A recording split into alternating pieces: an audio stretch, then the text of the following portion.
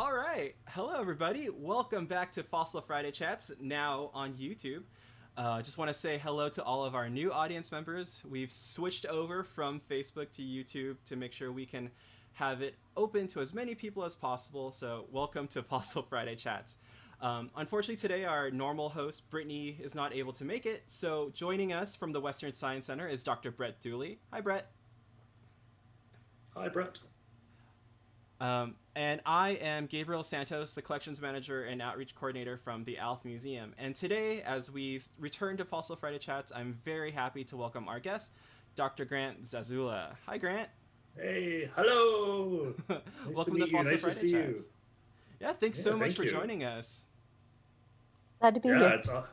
it's awesome to be a long ways away from Southern California and get a chance to hang out with you guys. How are things up there? Is it pretty good? Not too cold? Well, Hot? there was a little bit of frost on my car this morning when I drove my son to school. So we're well into fall and winter is coming, as they say on Game of Thrones. For those of you who It's don't know, Dr. Grant Zazula is in the Yukon, right? Yukon Territory. Yukon Yep. Territory. So for us here in California, where it's going to be in the 110s this weekend, he's getting a nice chill, which I'm very jealous of. Oh man, I'm so jealous. I could have 110 degrees every day.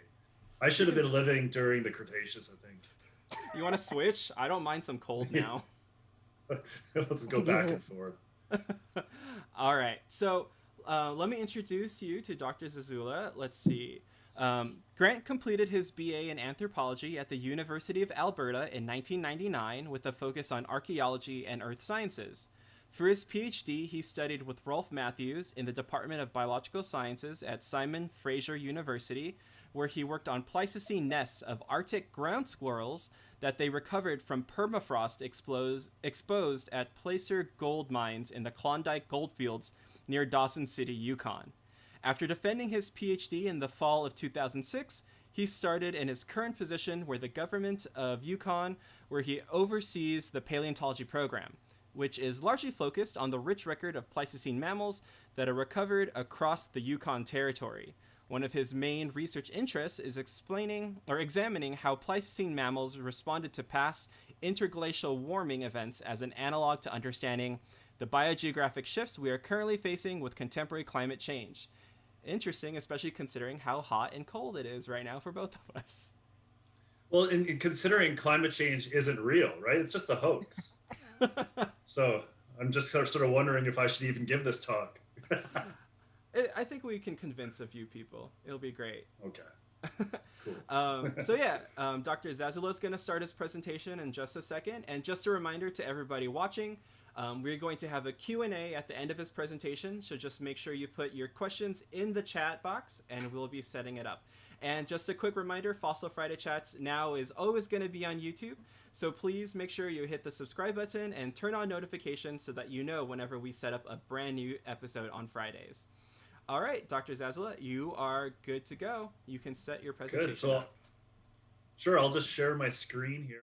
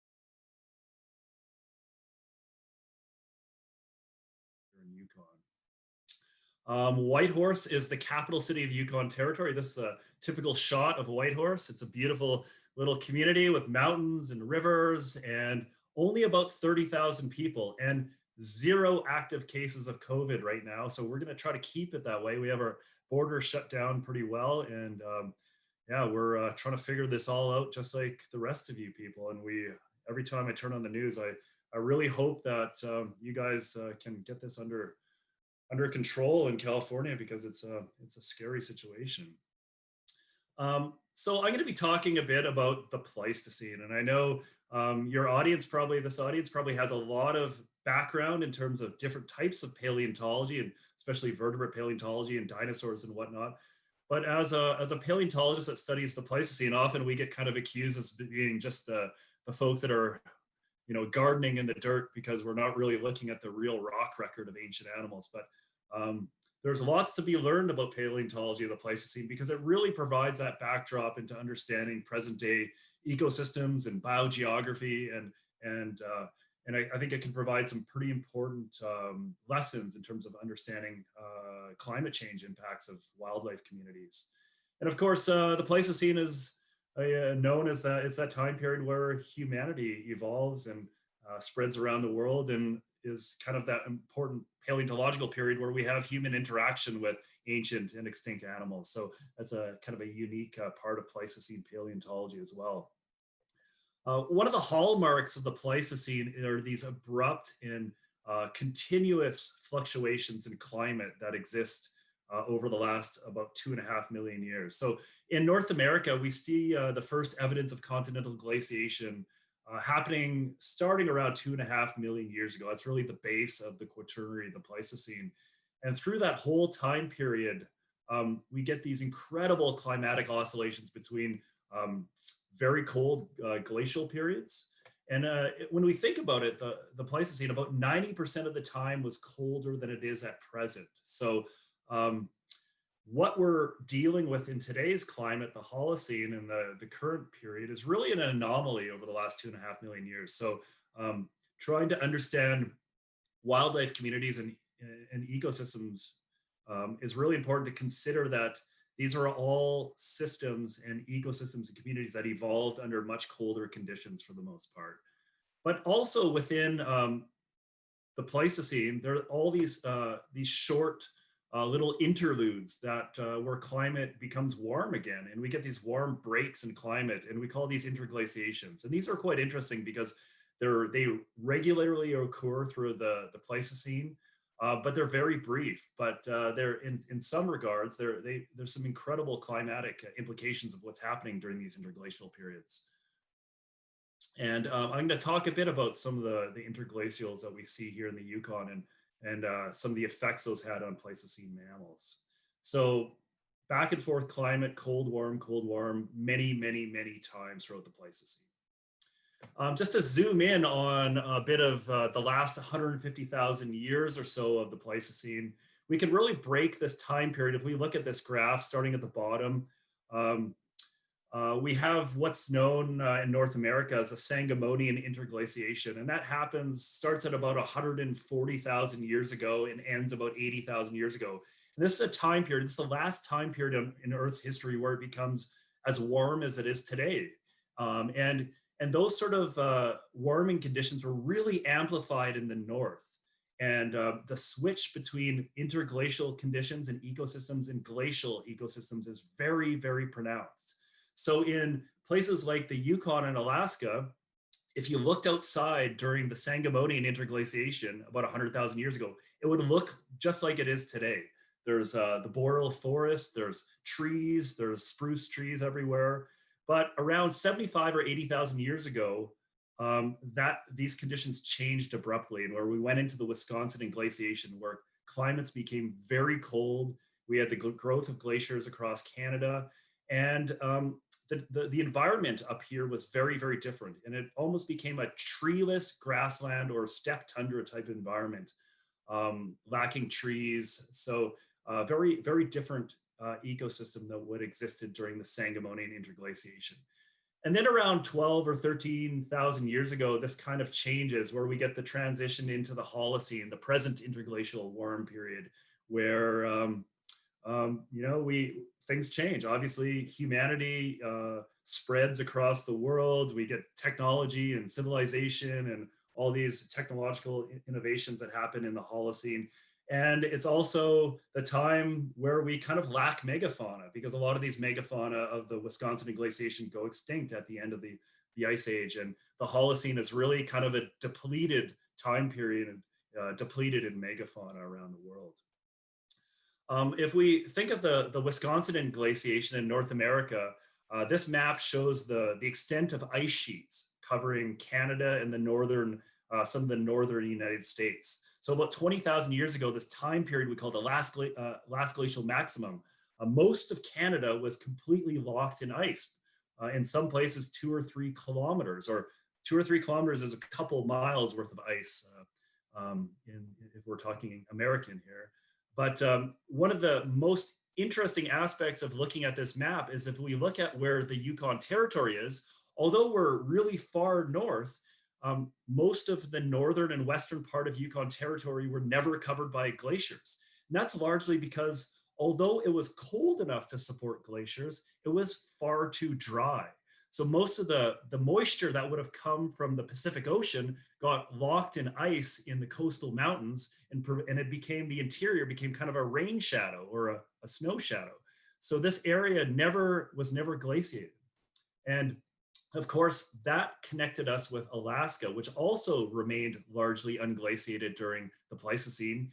And because of all this fresh water locked up in glacial ice across North America and in Eurasia, sea level was depressed by over 120 meters during the last glacial maximum, exposing the Bering land bridge. So connecting North America with Asia for much of the Pleistocene. So this is an important region for when we study the Pleistocene mammals of Yukon. We're really interested in some of these questions about the Bering land bridge and animals moving back and forth the land bridge. So it's when we think of Alaska and Yukon during the Pleistocene, we're largely more a province of Eurasia rather than being a part of North America, because for many thousands of years, we were essentially cut off from the mid-continent of North America because of these large glaciers. So of course, Beringia here, it's a sort of a different view showing the Bering land bridge between Siberia and Alaska. And this is an important refugium for Arctic adapted animals, because when those glaciers were crossing Canada, especially in the Arctic, either plants and animals either went south or north. If they went south, they went to California and places like that. If they remained in the Arctic, they were in Beringia. So it was a refuge while glaciers were growing across most of Canada. They could hang out in the Yukon and Alaska. And it was also an important region for the dispersal and movement of animals back and forth between the continents. It's really the only continental route for movements of animals and plants between these two continents. And of course, Beringia is the region where the first people to arrive in North America probably came through. So people who were living in Northeast Asia and Siberia during the Pleistocene eventually spread eastward, and then made their way to Alaska and Yukon, and eventually made their way all the way to the southern tip of South America very quickly. So studying Beringia is important for understanding the first peoples of North America as well. So this is a map of Yukon Territory here. You can, to the west is the Alaska border. To the east is the Northwest Territories. I'm down here at Whitehorse, and one of the major field areas that we work in is near Dawson City, the home of the Klondike Goldfields. It's about a 5 or 6 hour drive north from Whitehorse, and we have a field program that spends a lot of time there in the summer collecting Ice Age mammal fossils. So this is Dawson City. It's a small community of about 1,500 people. It's a exciting town in the summer because there's lots of tourism, lots of gold mining, lots of interesting people. A lot of people end up coming to Dawson for a vacation and they never leave. It's a sort of a place that people find homes at, and it's just a really special place. It's also the homeland of the Klondike First Nation, and these are people that have been living on this land for thousands of years. And have incredible knowledge of the history of this land, and we work very closely with the First Nation people of the Klondike as we do a lot of our research as well. So this is the typical shot of the Klondike goldfields, showing this undulating, kind of rolling, hilly terrain. And if you look closely in the middle of the screen, there's in the valley bottoms in the Klondike is where we have lots of active gold mining. So we call this placer gold mining. And the Klondike goldfields is quite famous worldwide because of the discovery of gold in 1896. And that discovery of gold really opened up the Yukon to settlement by European people, by American people, by people, non-First Nation people. And they all sort of descended here in the late 1800s to go look for gold. So remember, prior to the gold rush of 1896 and 1890 through 1898, this was a place where Dawson City was a small fishing village of the Klondike. There was very few people, a few families living there and trapping and hunting and fishing. Then in 1898, after word spread about gold in the Klondike, 40,000 people descended on this region to come here to try to get rich off gold. So this is a street scene from Dawson City in 1898.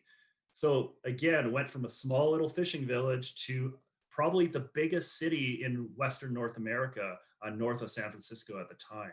So these are largely people that came from San Francisco, who were in the gold rush of California. They came from Seattle, and they came to the Yukon to try to get rich and have a good time. One of the people that came here to try to get rich is this man. His name is Frederick Drumpf. He is the grandfather of Mr. President Trump. So the Trump family came to the Klondike. They set up hotels and restaurants that soon, and the connection with Trump was quite interesting during the American election, because it was revealed that the Trump family, although they said they were running a hotel, it was actually a brothel in the Klondike. And so we can attribute the current situation in the United States largely to the Klondike Gold Rush and the fortune that was amassed by the Trump family through hotels, restaurants, and brothels in the Klondike.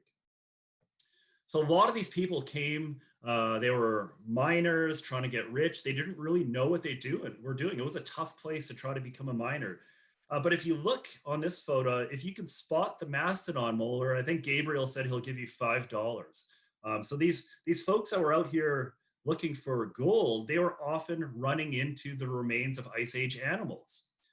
And this is one of the most spectacular skulls that was found by these guys. This is a shot from about 1903, I think this shot was taken. And you just imagine these three guys. They're probably from California or Washington State. They came up here to get rich, and as they're digging through for gold in the permafrost of Northern Canada, they ran into skulls and tusks, and the stories they must have told about these animals must have been fantastic, because these weren't probably highly educated people. They weren't scientists, but to discover these kind of fossils up in Northern Canada must have sparked some pretty interesting discussions. Word spread very quickly about the discovery of all these fossils in the Klondike goldfields, and newspaper reports from the Dawson Daily News. And I love this mastodon or mammoth or whatever it is. It's actually just an elephant with some crazy tusks and a terrible image. But these are the kind of stories that spread worldwide about all the fantastic fossils that were being discovered by miners in the Klondike. And it spurred off what's kind of a fossil rush of different institutions sending expeditions to Northern Canada to go and find these fossils and bring them back to their museums and their collections. And places like the Smithsonian and the American Museum, even the Paris Museum, sent these expeditions. And to get from Paris to Dawson City in 1898 or whatever it was, or the early 1900s, was quite a trek. Boats and trains and steamships and dog sleds. And they eventually made their way to Dawson City and brought back collections, which are now found in major museums all around the world. The other area that fossils were discovered very, very early on in the Yukon Territory is the Old Crow region in northern Yukon. And Old Crow is a very cool place because it's Yukon's only fly-in community. So there's no road access. It's a small community. You have to fly there. You can get there on boats if you kind of take a long route through the different river systems. But it's very remote, and it's a very cool place to go do paleontology because of that remoteness. So the Old Crow region, this is kind of right on the edge of the boreal forest as it's transitioning into the tundra. So this is a kind of typical tundra landscape with these thaw ponds that form through melting permafrost. But the river systems in this region, they've been eroding these, because it's never been glaciated, they've been eroding these banks for hundreds of thousands or millions of years. And these banks and these bluffs along the river have ice age sediments that have lots of fossils of ice age animals. And when the rivers erode the banks, they pick up fossils and deposit them downstream.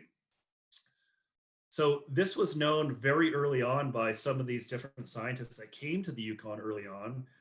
From example, the Smithsonian sent expeditions to go collect all these fossil bones that were found all over the river near the Old Crow region. And one of the coolest things that was found was this. It was a camel bone that was found. And of course, like in 1913, it was reported in the New York Times finding camels in northern Canada. How crazy is this? This makes no sense. And I like some of the interpretations that maybe it was a milder climate. There may have been deserts in the Arctic during previous times. So, this sort of historical paleontology is really cool. This is actually that camel bone that was described in the New York Times. It's now in the Smithsonian, and we now know it as Paracamelus, and it's probably the Pliocene ancestor of living camels that are in Asia today. We work very closely with the indigenous people of the Yukon in all our research because, like I said, these are people that have been living on this landscape for thousands of years. So if you can imagine you're a Vuntut Gwitchin person living in the Old Crow region, taking your canoe up and down the river, you're going to see these bones of ice age animals everywhere, like this tusk. So if you were 1,000 years ago and you're a Vuntut Gwitchin person and you found a big leg bone, well, these are people that are hunters and trappers. They are probably better vertebrate anatomists than most scientists are because they've been hunting and butchering animals there for thousands of years. So when they saw leg bones that are 6 feet long, they must have went, wow, that's a big moose. That's a big caribou. There was strange animals that lived here back then. And those legends and stories about paleontology and the fossils are just fascinating to me. Like I said, this is a very remote region. We have to use helicopters to get around to different field sites. These are a few of my field partners from last summer. We use boats to get up and down the river. So we have to sling all our camping equipment in with helicopters. We sling our boat in and motors. And we spend 2 or 3 weeks there every summer going up and down the river collecting fossils. So this is a typical, one of the typical bluffs that we work on. And that's one of my former students, Greer Vanderbilt. And we're excavating in situ fossils from one of these bluffs. But like I said, you can go up and down these rivers in the Old Crow region and just look into the water and start pulling out the bones of ice age animals or fossils. And here, Caleb is pulling out a small mammoth tusk, walking along. Oh, there we go. There's a mammoth tusk sticking out of the river. And like I said, these fossils are littered all over the riverbanks. And we go up and down and just fill boxes and sacks and bags full of fossils and take them back to Whitehorse every summer to study. There's our camp in the background. So it's an idyllic kind of setting to do field work where it's midnight sun. So it's light out all day. You can do paleontology for 24 hours a day in the Arctic if you want to. Like I said, fossil bones are abundant along the river. This is my friend Dwayne Fraze at the University of Alberta with a pile that was probably collected in just a matter of a few hours, one of our field trips. So a lot of the work that we do is really because of the permafrost. The permafrost is really an important piece of this story. And especially in the Klondike gold fields, this is a typical mining site where the gold miners are using all kinds of equipment to strip away these Pleistocene sediments that have permafrost. You can see the big ice lenses and ice bodies, ice wedges exposed here in the stratigraphy. And this frozen sediment is quite a problem for gold miners because they have to strip it all away to get at the gold-bearing gravels beneath. But for us, the permafrost is hugely important because it preserves all these fossils. I'm going to show you a little video of the typical kind of situation that we encounter at a gold mine. This is actually not a gold miner. This is my friend and paleontologist Dick Moll.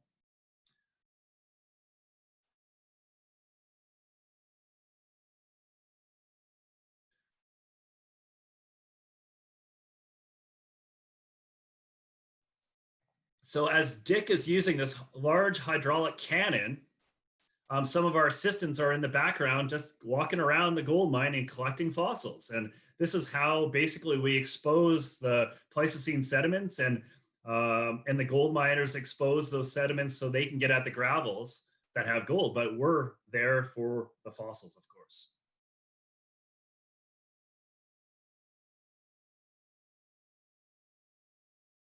As you can see, that's probably it's a lot of fun. We loved working with the gold miners and using those big, large water cannons. And it's interesting that those are so effective on the permafrost because those water cannons were developed for the California Gold Rush, and they were using those to wash away gravels to get at gold in California. So we have a team of paleontologists that work with us, and they spend most of their summer out at these gold mines working with gold miners and walking up and down the creeks as gold miners are mining. We're collecting fossil bones, and we see bones and teeth and fossils like this exposed and coming out of the frozen gravels all the time. Every summer, we probably collect between 6,000 and 8,000 individual bones and fossils. So these are incredible resource and incredible wealth of paleontology for the Pleistocene here in the Yukon. The gold miners are really interested in what we're finding and what we're studying too. They collect it, they store it in their sheds, and when we come around to hang out with them and see what they have, they're really excited to learn about what we're doing and learn more about these fossils as well. The permafrost is really important for the preservation of ancient DNA, and that's really a field that's really exploded in the last 20 or 25 years.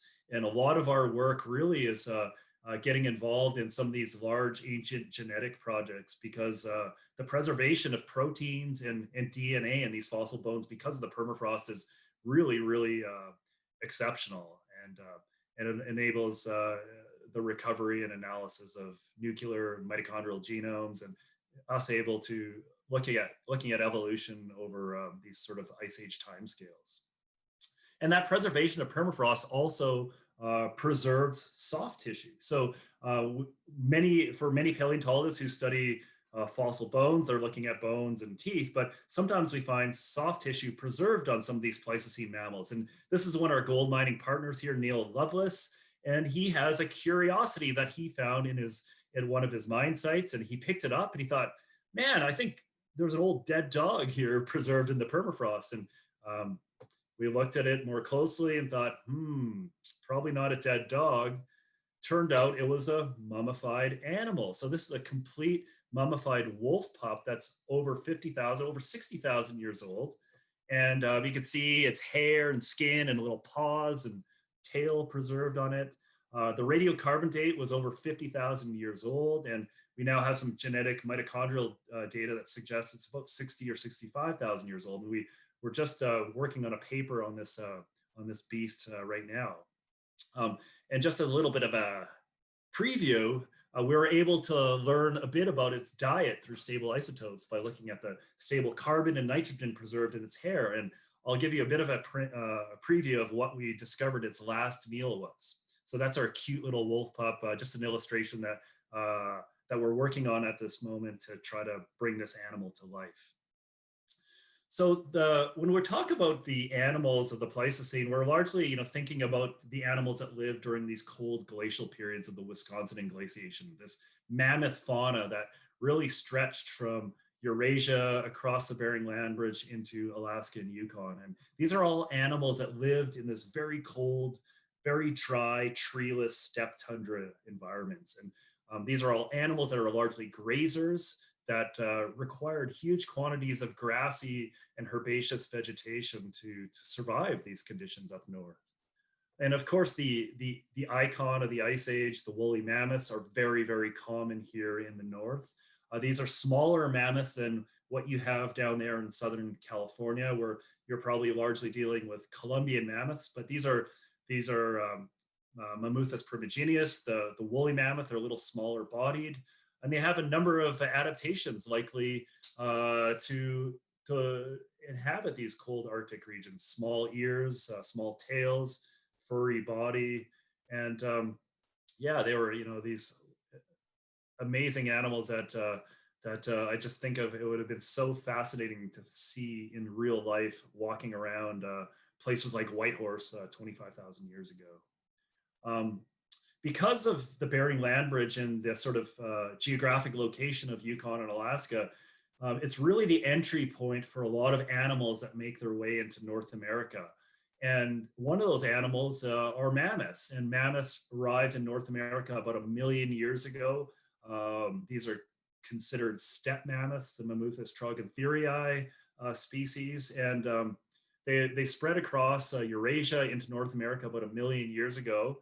And probably, there's still some discussion about it, but it seems like the earliest mammoth fossil that's in North America was found along the Old Crow River back in the 1980s. And there's a few molars that are from this Mammuthus troglodyteri species. And that really signals the start of the Irvingtonian land mammal age, but also the arrival of mammoths in North America for the first time.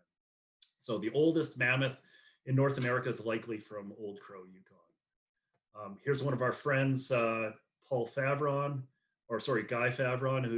he's holding a part of a woolly mammoth skeleton that he uncovered while gold mining. And these are guys that spend like 14, 16 hours a day on heavy equipment moving gravel to look for gold. And when they find a mammoth femur like this, they get pretty excited too. And you can see the smile on his face. So they're equal partners in paleontology. And all the research that we do wouldn't be possible without our partnership with the gold miners and with the indigenous people of the Yukon. Horses are also one of those very common animals of the mammoth steppe in Yukon during the last glacial maximum. You can see a couple different skulls here. Probably the most important specimen of a horse that we've ever found, or one of them, is a partial, the skin. This is the hide of a 29,000-year-old horse that was found in the Klondike. You can see some of the details preserved here. The tail with some of the hair still preserved on it. There's a lower limb with skin and the hoof, and so articulated limbs with muscle attachments. So that permafrost is just an amazing situation for the preservation of soft tissues and mummification of these animal remains.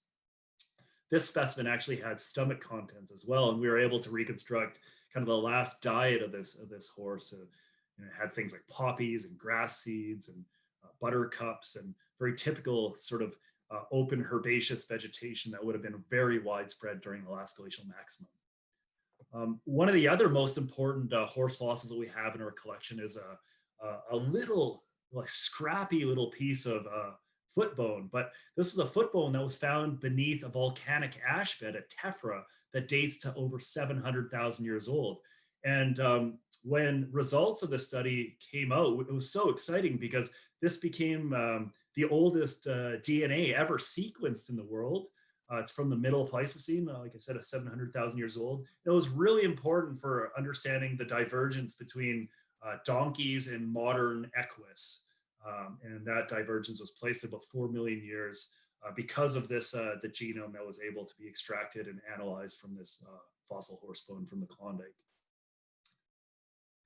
One of the really cool projects that we have going on with horses right now is Elisa Verchanina from the University of California, Santa Cruz, who's in the genetics lab there, and she's working on trying to understand the origin of caballine horses.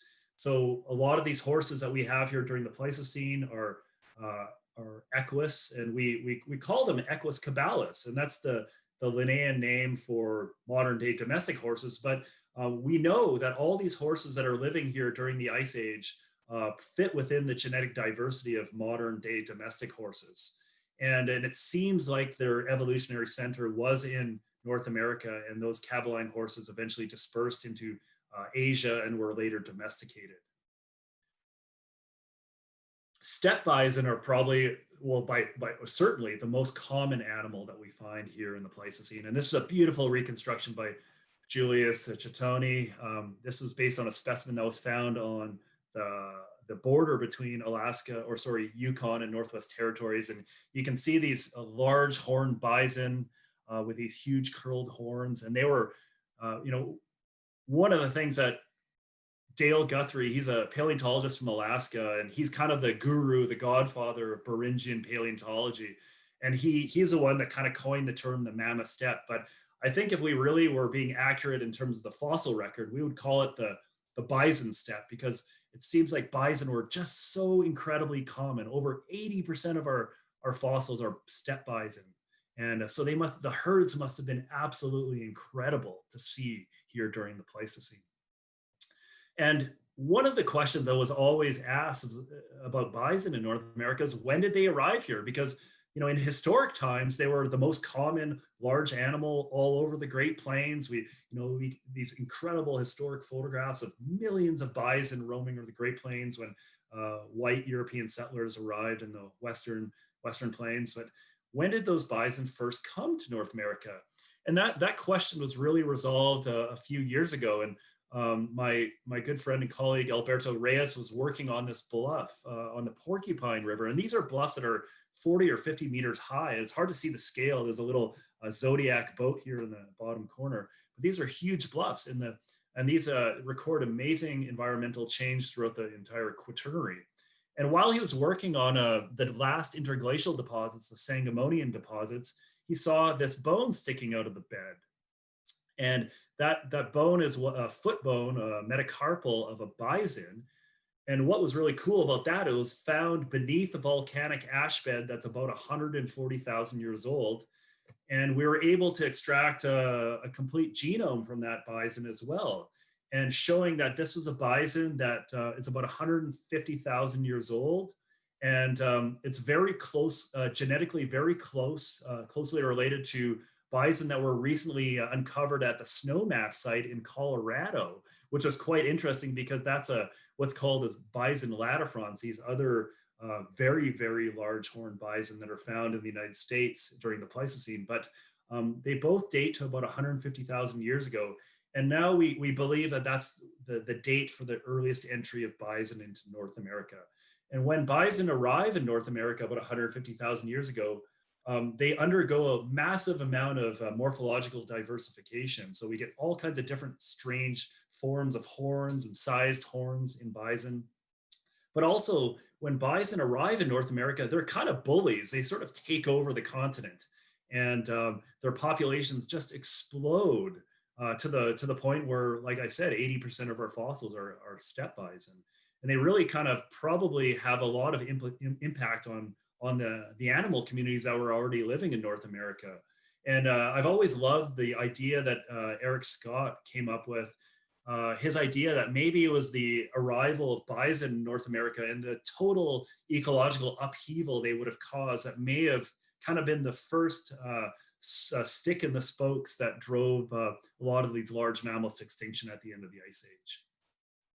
So like I said, these bison arrive from Asia around 160,000 years ago, and 160,000 years later, they become kind of the keystone herbivore of the North American plains. Seeing these kind of shots from the historic era on the plains, it's just, it's gutting to see all these bison skulls and how people were slaughtering them. But I think it's really interesting, even with firearms and guns, when the armies and people, bounty hunters, were out there shooting these bison on the plains 150 years ago, they were never able to cause them to go extinct, even with guns. And that kind of tells me a lot about what have happened at the end of the Ice Age. And if people can't drive an animal to extinction with firearms, it would have been hard to do it with spears and atlatls at the end of the Pleistocene. But we'll get into some of the extinction questions later. Of course, carnivores are very common, or sorry, not very common in our fauna, unlike places like the La Brea tar pits down there in Southern California, where you guys have just millions of carnivore bones. They're very, very rare here, which is what you would expect in a typical ecological community. We have scimitar cats, Homotherium, which are the kind of the whole Arctic cousin of saber-toothed cats, the Smilodon that you have that are so common in Southern California in the tar pits. This is a Homotherium bone that was found a number of years ago, and it yielded a complete mitochondrial genome again. And we're able to draw some pretty important evolutionary divergent states for when Smilodon and Homotherium diverged from one another. And that happened about 20 million years ago. So we never had Smilodon this far north. Smilodon, the classic saber-toothed cat, only gets as far north as southern Canada and southern Alberta. So that kind of saber-toothed cat niche up in Beringia was completely taken over by Homotherium. Cave lions were really the most important large cat that we had here during the Pleistocene. They're probably the most common carnivore that we find within our faunas. And these cave lions that we had here in Beringia were a little bit different than those of down in the United States, where you had Panthera atrox, the American lion. These are more closely genetically related to those of Europe, the European cave lion. And you can see that beautiful mummified cave lion that was found in Siberia a number of years ago that, of course, was studied for genetics and resulted in that phylogeny, which established the Beringian cave lions being very similar to those of Europe. Short-faced bears are one of the other common carnivore here that we find. You can see the comparison of these short-faced bears here with brown bears of Alaska and black bears today. And I know for me, when we tell my son and his friends are out playing in the woods, we're always telling them, keep your eyes open for bears, because we live in bear country. And I can't imagine being alive during the Pleistocene and having to tell your kids, hey, if you're going to go be playing by the river, make sure you keep your eyes open for these short-faced bears, because man, they would have been intimidating. But the thing is about short-faced bears, a lot of the ecological work that's been done on them suggests they weren't predators. They were merely scavengers, because their limb construction doesn't seem like they were capable of being a high pursuit predator, high speed pursuit predator like a large cat does, like a lion does. So they use their large body size to probably intimidate other carnivores and push off wolves and other animals from carcasses. And they could use this large nasal opening to smell rotting meat across the tundra and make their way towards these mammoth carcasses and consume carcasses. This is a beautiful skull that was found in the Klondike goldfields.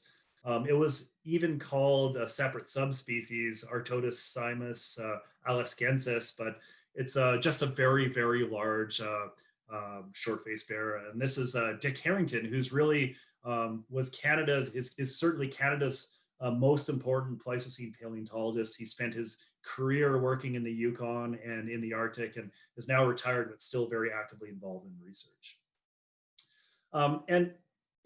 The conditions of, like I was talking about, the conditions between the Wisconsin glaciation and the Sangamonian interglaciation. And when we look at the climate and the environmental record up here, it's the conditions are just very, very different between the interglacials and the glacial record, because we go from these very, very cold and dry, treeless conditions of the glacial periods, the cold periods, to boreal forests like we have today. So assuming that's the case, we would expect there to be very different animals inhabiting these different habitats. And, there's a number of these animals that we have in the fossil record here that just don't seem like they would be doing very well in a glacial type of environment. And some of these animals are things like Jefferson ground sloths, American mastodons, peccaries, and camels. And over the last number of years, we've been doing a lot of work on these animals, radiocarbon dating their specimens to try to understand when they lived here. And sure enough, almost all these animals that we've radiocarbon dated produce radiocarbon dates that are beyond the limit of radiocarbon dating. So the limit of radiocarbon dating is about 50,000 years old. And all these fossils of these strange animals, giant beavers included, yielded radiocarbon dates that are beyond 50,000 years ago. So we assume, based on what we know about their ecology, that they were probably only living in this region during the warm Sangomonian interglaciation when we had forests here, because we know animals like mastodons are browsers of forests. So we can compare a woolly mammoth with a mastodon really well if we look at their dentition. So woolly mammoths are these obligate grazers where their teeth were evolved and adapted to grinding and shearing enormous quantities of grass. But their cousins, the American mastodon, had a very different niche, very different ecology. And their teeth are very well adapted for browsing, for eating the branches of small trees and shrubs, and eating small deciduous leaves and coniferous forests. And so they're little, totally different types of animals. Although they're superficially these both large elephants, they probably lived here at completely different times and lived in very different habitats.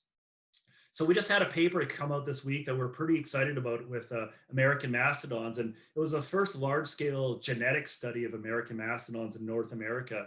And when Emil Karpinski, the primary researcher on this project, produced his phylogeny, it was really exciting because we were able to get DNA from mastodons from Alaska to Mexico City. And there were some very clear geographic patterns that emerged.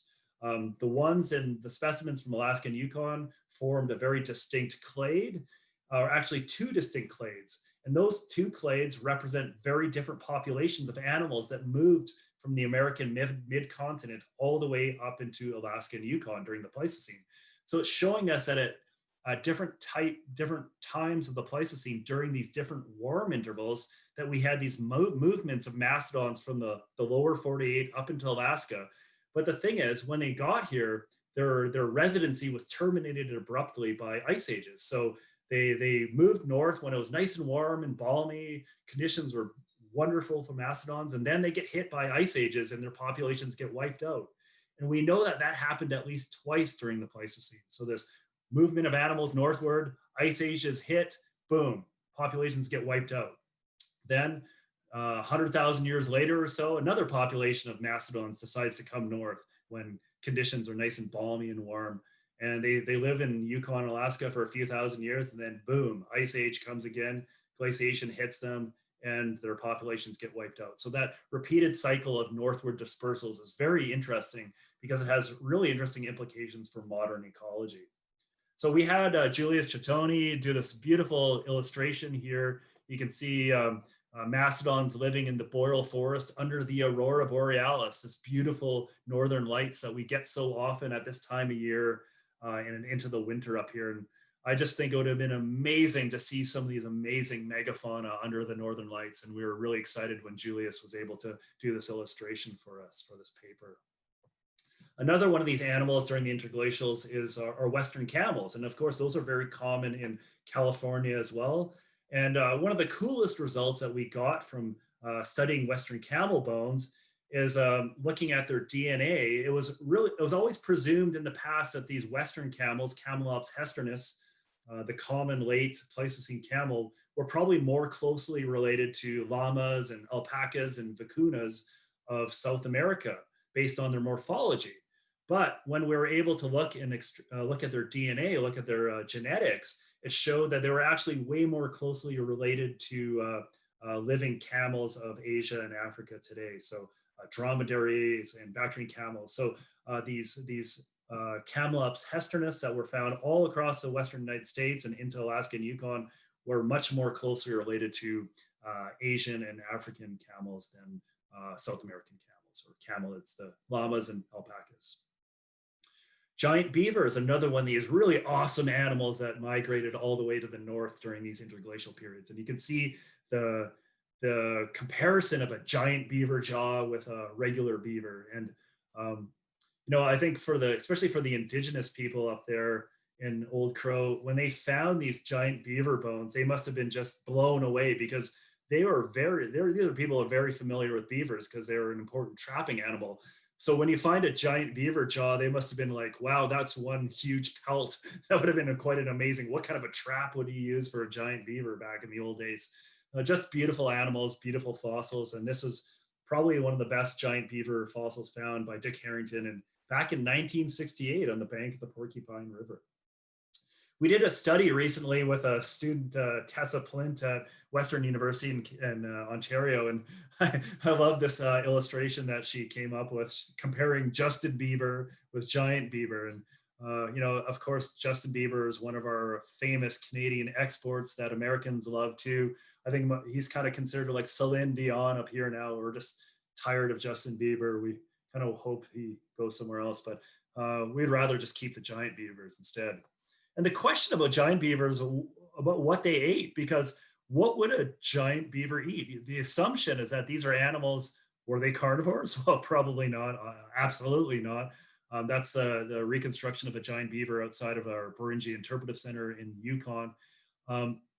No, they weren't carnivores, but the assumption is that they had these huge teeth and they would have been like a chainsaw ripping down forests, because what else are you going to do with giant beaver teeth besides cut down trees? Well, we learned a few things, and it's very likely they weren't cutting down trees. There's been some work done by colleagues like Natalia Rybczynski from the National Museum and others that have shown that their teeth, the angle of their teeth probably weren't very effective at cutting down trees like their modern day cousins, the Canadian beavers, do today. But rather, it seems like their diet was largely composed of pondweeds, submerged aquatic pondweeds. So like modern beavers do today, they run around the boreal forest and ponds and swamps, and they eat bark and twigs and leaves from deciduous trees often. But we know that the giant beaver Castoroides ohioensis, based on stable isotope data, weren't doing that at all. There was no tree component to their diet at all. They were purely eating pondweeds, which is kind of disappointing because we all want these giant beavers to be doing something cooler than diving to the bottoms of ponds to eat weeds. We were kind of hoping they were eating giant trees or maybe woolly mammoths, but so in terms of their modern analog, they were a lot like the modern day muskrat, which is a very common boreal forest aquatic animal today. And this interest in interglacials is really interesting when we compare it with what's happening in the north today.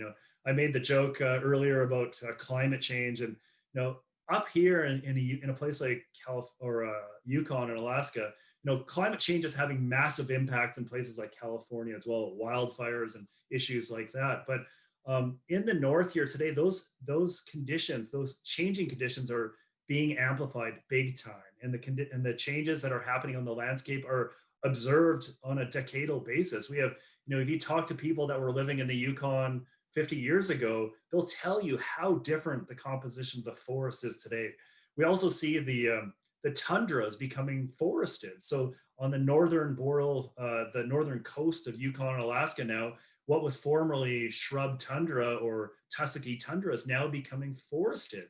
And these animals of the forest are moving north along with it.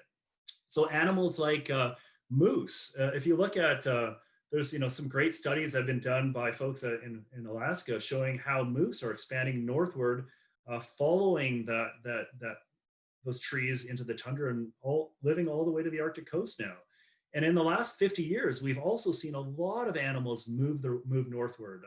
Things like mountain lions, pumas first came to the Yukon about 50 years ago. Deer, coyotes are a recent invader. Skunks, they're on their way to the Yukon. They're just kind of the Alberta, BC, British Columbia border, so they're making their way north. Brown bears are migrating north as well, and they're interacting with polar bears. So all these animals are moving northward because of these warming climates. And it's not just warming climates, it's warmer winters. Because if you talk to people that lived here long ago, they would talk about extended periods of minus 40. What's minus 40 in Fahrenheit? I don't know. It's minus a million or something. It's minus 40 is cold. Minus 40 is terrible, but we don't get that anymore. And those were kind of typical Arctic conditions in the past. But because of these warming winters, these animals from the south are moving northward. And we know that that happened during the Pleistocene as well, during these interglacial periods. So animals that really don't belong in the north make their way to the north because of warming global conditions during interglaciations. And that's happened in the past. It happened to mastodons and giant beavers and camels. They made their way north from the south during Pleistocene warm periods, but it's also happening today. And it's causing a lot of concern for people and the animals that live here at present.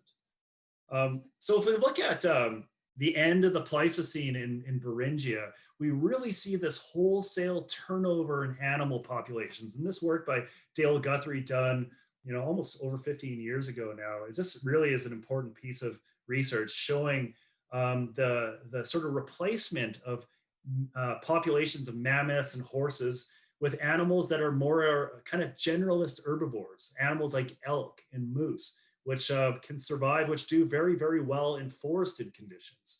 So it's basically a transition at the end of the Ice Age showing, this graph showing all these different radiocarbon dates of mammoths, horses, and bison, showing that complete replacement of those populations at the end of the Ice Age by mixed feeders like elk and moose, which arrive across the Bering Land Bridge from Asia at the end of the Ice Age, along with people do.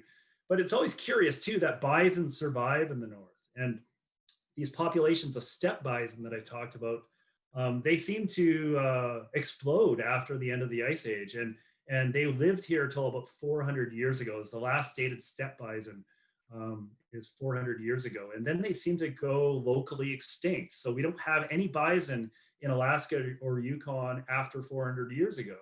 But they've been recently reintroduced in the 1970s and 80s back into Alaska and Yukon. And they're doing really well here. There was, I think, a population of 50 animals that was brought here in 1970. And now there's almost 2,000 animals, I think, maybe 1,500 bison living in southern Yukon. So it's a very interesting ecological situation. And caribou are another one of these mixed feeders that they're around during the Pleistocene. They're around during the Ice Age all the time, but they're never very common. But after the end of the Ice Age, their populations, probably due to competitive release, really explode and become one of the most common animals we see here in the north and the Arctic today. And those changes that are happening at the Pleistocene, people have been debating about what's causing Ice Age extinctions. There's lots of theories, extraterrestrial impact. Maybe there was a meteor that hit the North America or somewhere in the north during the end of the Ice Age. People like Ross McPhee suggested maybe there's some widespread diseases killing these animals. But it kind of seems like, well, there's also the whole idea of climate change, and that's a problem with trying to deal with this whole question of Pleistocene extinctions. Is that it seems like a lot of these extinctions are happening at the same time. There's abrupt climate change and environmental change happening near the end of the Ice Age, but it's also the time when people are spreading across the globe en masse. And the lesson is kind of wherever people go, animals seem to die, and that's kind of an awful legacy of humanity.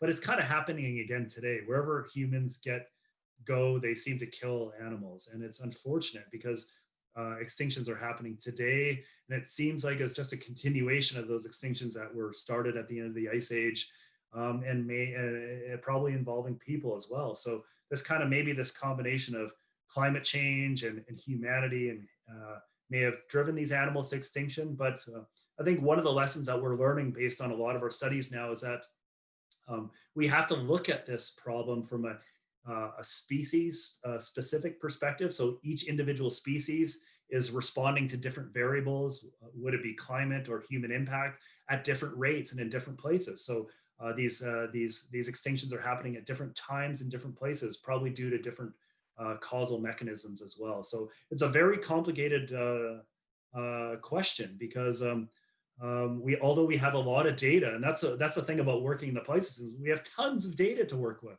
yet we're still unable to answer some of these fundamental questions. And it's great because it still keeps people like me doing research and trying to unpack these questions so we can understand further about what's driving extinctions at the end of the Pleistocene.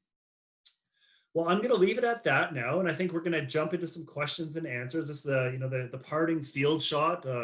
This is the sun just creeping over the horizon, above the horizon here. I think I took this photo at 1 o'clock in the morning, That's the thing about working in the Arctic, is that you can do field work all the time because the sun really doesn't go down. But you get some amazing sort of sunsets where the sun doesn't quite go down, but just hanging out over the horizon. And that's a beach along the Old Crow River. It's a site called Locality 11A. It's Canada's most productive ice age fossil locality. We camp there every summer and swim in the river and collect mammoth bones. And there's always an open invitation. If paleontologists want to come join us on one of these trips, we're always welcome. We always welcome you, and we'd love to have visitors come hang out with us on the river collecting fossils sometime. Okay, well, I'll leave it at that. If you have, and we'll get to some questions. I think Gabriel is gonna. I'll unshare my screen here, and we'll pop back up, and yeah. All right. Well, thanks, Grant. That was awesome. Let me just get. I know I carried on far too long than I probably should have, but that's kind of how things go, right? That's okay. That was some really, really great information, and there were some really cool fossils in there that you showed. Yeah, thank you. So I'm just gonna set things up really quick here, and then we'll be able to start with questions. Okay. So, Brett, do you want to see if there's any questions to ask? So far, we do have one. Why doesn't Beringia have woolly rhinos? Well, the only woolly rhino that exists in Beringia at this time is the one that's on my forearm from Chauvet Cave. And I got this tattoo with the hope that one day we'll find a woolly rhinoceros here, because they were in eastern Siberia during the late Pleistocene, and they were on the verge of crossing the Bering Land Bridge, but then they go extinct. I don't know. I think one day we'll find one. I think they gotta be here, I think, because they persisted all the way to the end of the Pleistocene in eastern Siberia, and they must have crossed the Bering Land Bridge, I think, but we just haven't found them yet. Hopefully one day we find them. Maybe not, but that's my goal. If I ever find a woolly rhino bone, I'm gonna retire. I'm done. I won't need to do any more paleontology. That's it. Sounds good. We have another question. Do you have a personal favorite Ice Age animal? Well, if you would have asked me that 15 years ago, it would have been Arctic ground squirrels. And I know that doesn't sound very cool because everyone wants to study big, scary, cool things. I studied Arctic ground squirrels of the Ice Age for my PhD. Yeah, what's my favorite now? What do I get most excited about? I get really excited when we find camels. I love camels. And there's still a lot of questions about the relationship between some of these camels that we had here in the Arctic in Canada and those of Asia, because it seems like there's a fossil bone that was found on Ellesmere Island near Greenland that's about 3.5 million years old. That is, we know, is an ancestor of living camels today, and there's got to be some relationship between those camels and the ones we have in the Yukon, and we're trying to look at that question genetically and through other biomolecular methods to try to sort out their history. But camels, I get pretty excited about. Carnivores, because we find so few carnivores. Like, I know I always see these photos being posted at the La Brea tar pits. Oh, we found another dire wolf. Oh, another saber-toothed cat. Oh my God, how boring! Another saber-toothed cat. When we find a carnivore, we jump and dance and sing songs because it's so rare. Like, if we go for a day of collecting and say we collect 400 bones, if we get 2 carnivores out of that, it's a really, really cool thing. That's the ratio between herbivores and carnivores in any modern day ecosystem is about that. So that's, yeah, I get excited about the rare stuff. That's true. I guess we're pretty lucky here in Southern California that we have a predator trap in the middle of the city and easy access. I know, I feel so jealous sometimes. I'm gonna go spend a summer excavating in one of those pits, or those, what are the cardboard boxes they're excavating, or plywood boxes they're excavating at La Brea. But yeah, definitely, I get excited about some of the rare animals. We have a new cat species that was recently discovered from deposits in the Yukon that we're just working on the paper right now that I'm also pretty excited about too. Okay, we have another question from Laura. Is limiting our population the biggest way we can reduce our impact on wildlife? Wow, that's a really good question. Well, we can look at that on a personal level or a societal level, right? Personally, I became a vegetarian a couple years ago because my son has a very strong. He loves animals so much, and he just thought he couldn't eat them anymore. And we live in a place where there's lots of wildlife, and you see wildlife often. And I became vegetarian because of that. The less animals we eat, the more animals will be alive is one thing, but also we're expanding our human imprint on so many places around the world right now, and I yeah, I don't know what the answer is. We Well, I think that does it for questions for today. Again, thank you so much, Grant, for joining us on our first YouTube episode of Fossil Friday Chats, and thank you, Brett, for filling in for Brittany today. Of course. Is there anywhere sorry that people sorry can... for carrying on so long of my talk. I just sort of, you give a paleontologist some slides and they just kind of natter on. You need a big giant hook to pull you off a stage, right? We're used to deep time, so what are seconds and That's minutes compared to millions of years? Yeah, that's all. Is there anywhere people can go to learn more about the paleo program or your research? Absolutely. Like the Yukon Interpretive Center, we have a fairly active Facebook feed where we post a lot of resources, outreach resources. The center is closed right now, and but you can go check us out on Facebook. You can check www.beringia.com. So the Beringia Interpretive Center has a great website that has a lot of learning resources on there and information as well. And if anyone ever wants to send me an email, give me a call, I'd be happy to send you some more information. And you can easily find my email by Googling me, and yeah, I can hook you up with papers or provide you with more stuff. Awesome. All right. Well, that does it today for this episode of Fossil Friday Chats. I just want to thank everybody for joining us, switching over from Facebook to YouTube. We really appreciate all of our viewers and all of our people sending in the great questions. If you like this program and want to support more like it and education at the Alf Museum and the Western Science Center, down in the description there are links on how to support education and science at both of our museums. And before we go, I also want to send a quick thank you to webcaptioner.com for providing all the captions on this episode and all of our future episodes. Join us next week as Michelle Barboza joins us to talk a little bit about her job at the Natural History Museum of LA County. And if you want to keep up with all of our Fossil Friday Chat episodes, make sure you subscribe to our channel and check us out on Facebook, Instagram, and Twitter. All right, thanks everybody, and we'll see you next week. Thank you.